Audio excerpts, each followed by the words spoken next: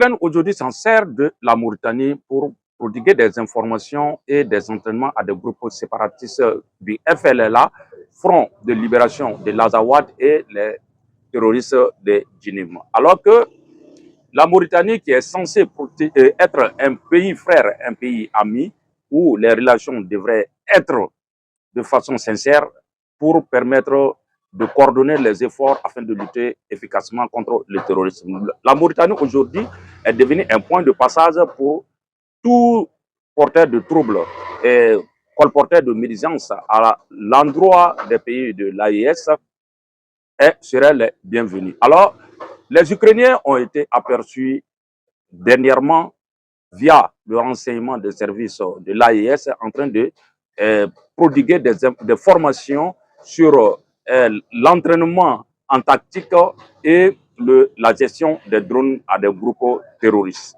C'est au sein de Mauritanie que tout cela se passe parce qu'aujourd'hui, il est connu que la Mauritanie a signé un pacte de non-agression avec les groupes terroristes, mais qui a donné leur espace pour permettre de mener des recrutements, des formations et autres plans machiavéliques sataniques afin de s'attaquer au pays de l'AIS.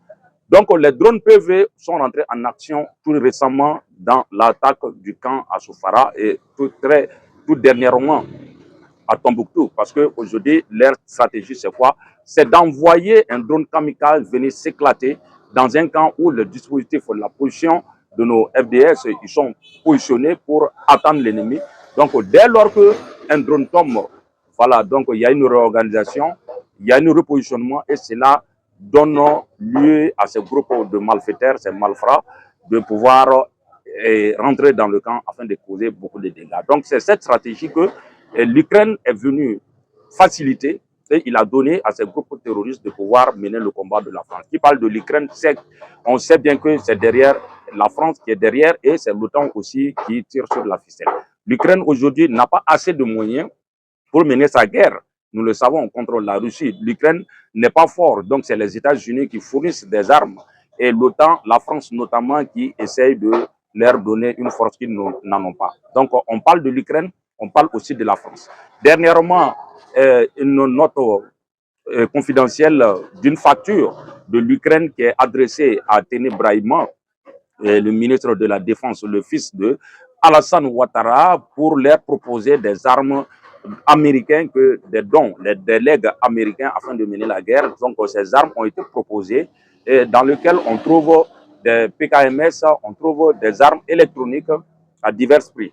Donc l'Ukraine est devenue un maillon du terrorisme international. Donc la guerre, quand nos autorités le disent, la guerre a changé de forme parce que ces auxiliaires aujourd'hui utilisent la technologie contre notre armée. Donc, et il y a ce qu'on appelle la perfidie et la diversion des médias occidentaux qui veulent amplifier la situation, comme le disait récemment le général Abdraman Tchani lors de son interview. Il y a une amplification des événements qui en cours ou qui n'ont jamais eu lieu. Donc aujourd'hui, leur stratégie, c'est de dire qu'il y a des attaques, voilà, et de faire en sorte qu'il y ait de la psychose, de la peur au sein de la population pour qu'on dise que rien n'est fait, rien que nos FDS n'ont rien fait. Or, pourtant, quand on remonte dans l'histoire, chaque État, à chaque fois que les Occidentaux, l'impérialiste, s'est pris à un État de telle façon auquel ils font face, nos États de l'AIS,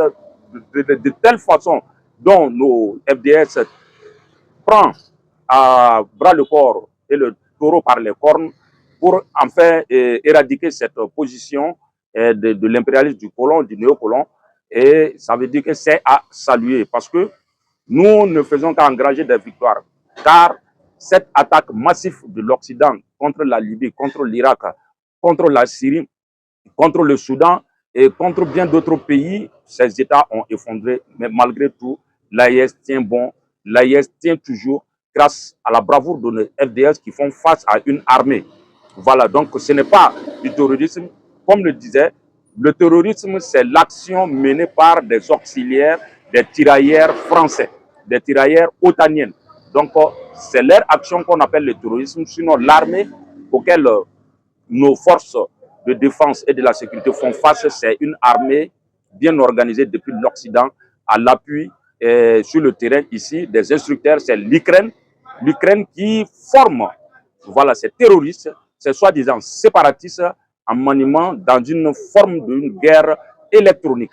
Donc, il les forme en gestion des drones FPV, voilà, afin de pouvoir pénétrer dans nos camps. Donc, ce sont ces drones qui rentrent premièrement en action dès que ça s'éclate et qu'il y a une redisposition et un repositionnement et ils viennent pour rentrer. Donc, récemment, le Mali, dès que le Mali a tendu une embuscade à Soufara, à des groupes terroristes, le Mali, les soldats maliens ont pu saisir un téléphone qui a des données de renseignement ukrainiennes et il y avait des données sensibles en termes de données géographiques du Sahel auxquelles ils devraient mener des frappes récemment ou incessamment. Donc, tous ces plans sont ourdis depuis la France, depuis l'Ukraine, depuis les États-Unis, depuis les bases de l'OTAN, afin de nous poser ces problèmes.